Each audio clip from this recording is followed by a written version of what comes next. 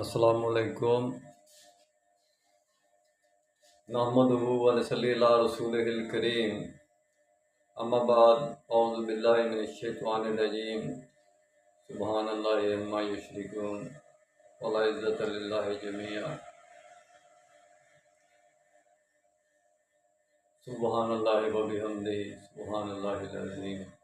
کے بعد اپنے ٹاپک کی طرف آتے ہیں۔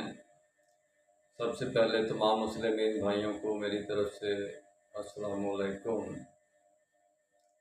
اس کے بعد ہمارے اسلام کے نظام کو بنیادی طور پر دو حصوں میں تقسیم کس نے کیا؟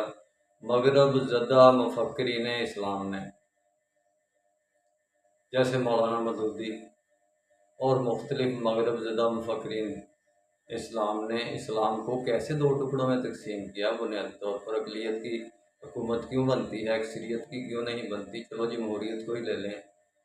وہ اس طریقے پر دو حصوں میں تقسیم کیا اسلام کی قوت کو کہ ہر ملک میں جتنے بھی اسلامی ملک ہیں ایک جماعت اسلامی سیاسی جماعتیں بن گئی اور ایک اسلامی دینی جماعتیں بن گئی۔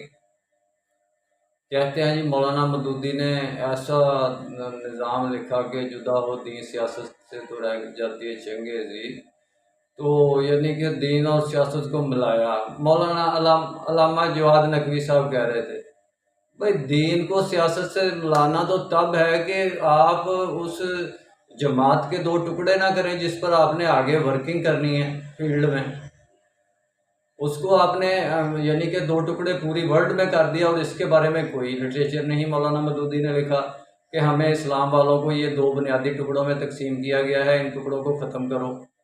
یعنی کہ پاکستان کے اندر دو قسم کی جماعتیں ہیں، ایک مسلم لیگ نون پیپلز پارٹی، یہ اور اس قسم کی جتنی بھی جماعتیں ولی خان کی، ان جماعتوں کو ہم کیا کہیں گے کہ یہ یعنی کہ دینی سیاسی جماعتیں ہیں، بلکہ دینی سیاسی بھی نہیں کہیں گے، ہم انہیں کہیں گے جی کہ یہ اسلامی سیاسی جماعتیں ہیں۔